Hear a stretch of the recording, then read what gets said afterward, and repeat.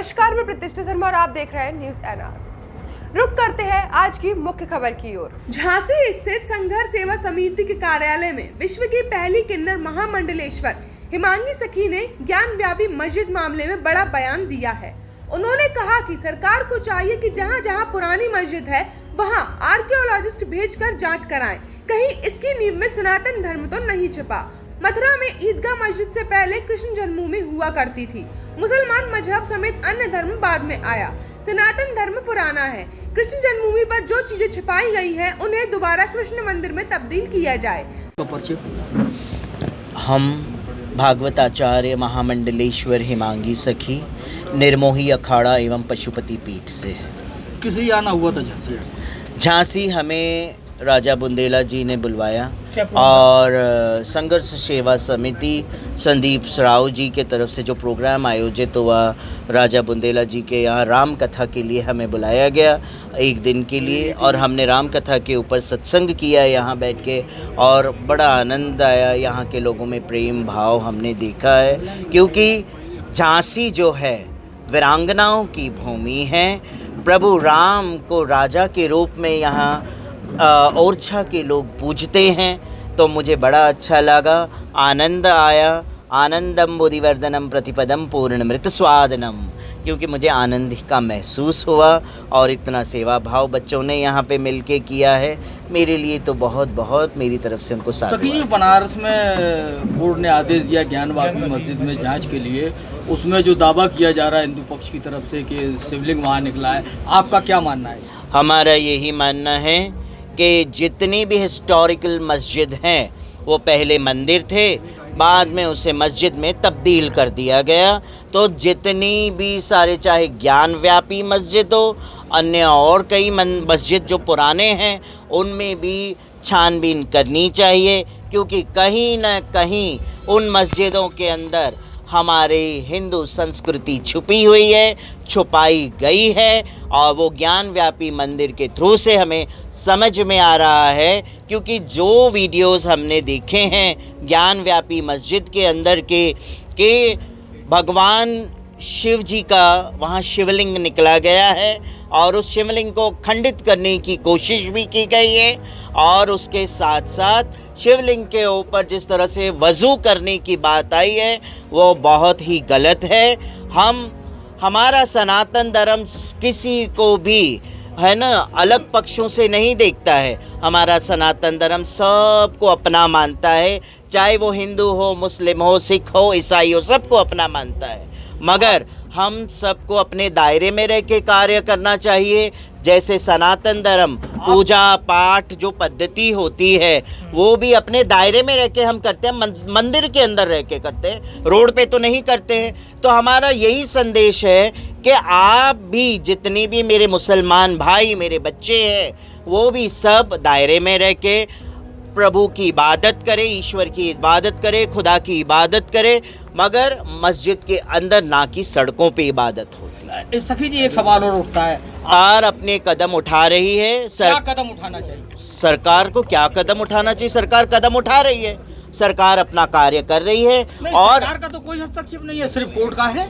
नहीं, क्यों नहीं है? सरकार का हस्तक्षेप क्यों नहीं होगा? नहीं है उसमें, सिर्फ कोर्ट के आदेश से सब कुछ हुआ है, सरकार का कोई इंटरफेयर नहीं है। तो सरकार, हम आपसे ये जानना चाहते हैं कि जब ये शिवलिंग वाली बात आई है, ऐसे में केंद्र सरकार को या प्रदेश सरकार को क्या कदम उठाना चाहिए? केंद्र सरकार को और हमारी सरकारें जो हैं उन्हें ये कदम उठाना चाहिए कि जहाँ जहाँ पुराने जो मस्जिद है उसमें आर्कियोलॉजिस्ट को भेजें और उसमें चेक करें कि उस मस्जिद की नींव में कहीं हमारी सनातन संस्कृति छुपाई तो नहीं गई। तो वो सिर्फ मस्जिदों के लिए रहेगा, सरकार तो सभी की है ना, सिर्फ मस्जिदों में क्यों आर्कियोलॉजी डिपार्टमेंट के लोग भेज रहे हैं, मंदिरों में भेज रहे हैं। तो मंदिरों में है ही नहीं ना, मंदिरों में छुपाने के लिए कुछ है ही नहीं।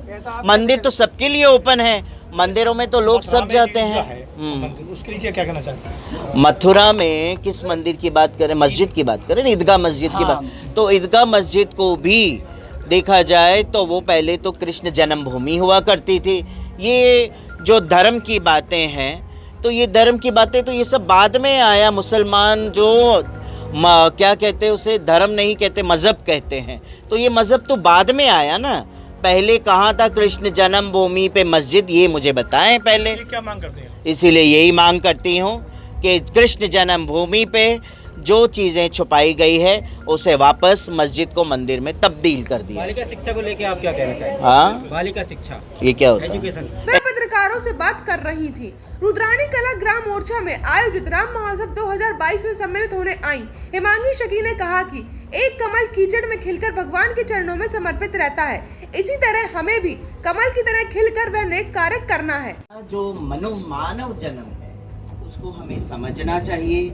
संसार रूपी कीचड़ के अंदर कमल खिलता है, मगर कीचड़ कमल को स्पर्श नहीं कर पाता है और कमल का ऐसा अस्तित्व होता है कि वो सीधा भगवान के चरणों में पड़ता है।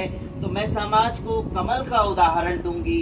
हमें भी हमारा जीवन कमलमय बनाना चाहिए कि हम संसार रूपी कीचड़ में जरूर हमने जन्म लिया है, मगर अगर हमारा अस्तित्व कमल जैसा हो तो हम भी आखिरकार जब इस पृथ्वी से कटें तो श्री हरि के श्री चरणों में पहुंचने के योग्य। इस मौके पर अभिनेता सुरेंद्र पाल ने कहा कि वह इस बुंदेलखंड की मिट्टी के ही सपूत हैं और उनका लालन पालन से लेकर पढ़ाई यहीं पर की है। पीपर से नदी पार करने से लेकर मुंबई तक का सफर कैसे निकला वह नहीं जानते। उन्होंने बताया कि उन्होंने 10,000 से ज्यादा एपिसोड में काम किया। महाभारत रामायण धारावाहिक से लेकर शक्तिमान में अहम भूमिका रही है। उन्होंने बताया कि भगवान राम की लीला आज की पीढ़ी के लिए नई ऊर्जा और नए संचार को प्रेरित करती है।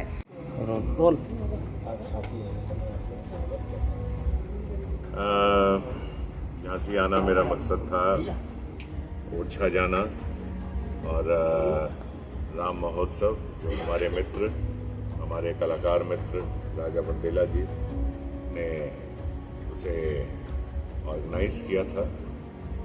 और इससे पहले भी मैं ओरछा आया हूँ सूर्यपुत्र कर्ण की शूटिंग करने के दौरान, करीब 1 महीने रहा था। उससे पहले मैं एक बार रामलीला कर रहा था, लव कुश रामलीला दिल्ली में, तब भी रामलला के मंदिर में दर्शन करने आया था। इस मौके पर महामंडलेश्वर ने संघर्ष सेवा समिति के संस्थापक अध्यक्ष डॉक्टर संदीप सरावगी सपना गुप्ता को आशीर्वाद दिया। न्यूज एनआर के लिए आर.एन. शर्मा की रिपोर्ट। कार्यक्रम कराने का नाम कोई मकसद नहीं है, सच्चाई ये है कि राम राजा भगवान जी का राम महोत्सव जो है उसके लिए सारे एक्टर्स, हमारी महामंडलेश्वर, सारे लोग आ रहे हैं। और सबसे बड़ा उद्देश्य ये होता है कि आने वाली पीढ़ी को इन सब चीज़ों में रुचि हो, इंटरेस्ट हो, क्योंकि अपना जो कल्चर है वो दूसरी तरफ जा रहा है। तो भगवान से संबंधित या किसी भी धर्म से संबंधित कोई भी जब अच्छा कार्य या किसी की भी सहायता या कोई भी बेस्ट जब काम होता है तो मैं संघर्ष सेवा समिति अध्यक्ष संदीप सरावगी उस काम में सबसे आगे रहता हूँ। इसलिए इस राम महोत्सव में भी मेरा जो रोल है वो अग्रणी रोल है, सबकी सेवा करना। और जो हमारे बुंदेलखंड की धरती पे पैर रखे हैं, हमारी दीदी महामंडलेश्वर जी, हमारे भाई साहब सुरेंद्र पाल जी, या कोई भी एक्टर या कोई भी आदमी जो हम लोगों को प्रोत्साहन करने के लिए यहाँ आता है, उसकी सारी व्यवस्थाओं की, सारी बातों की व्यवस्था मैं ही करता हूँ।